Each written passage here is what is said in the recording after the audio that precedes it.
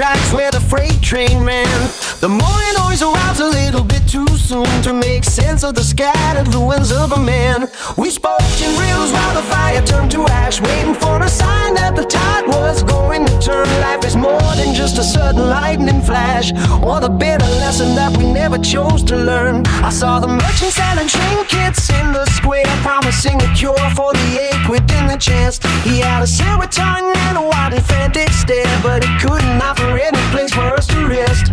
So we kept on walking past the copper and the gold, past the monuments built the kings of long ago. Some stories are better left when they are half told, in the steady rhythm of the heavy falling snow. But the engine hums a low and steady prayer to the saints while they open more than a shifting year. There is a strange kind of freedom in the winter air that washes away the salt of every fear.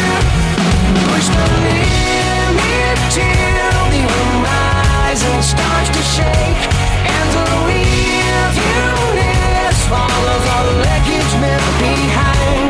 For the sake of the waves, a demon has to break in the tangled corners of a weary, restless mind.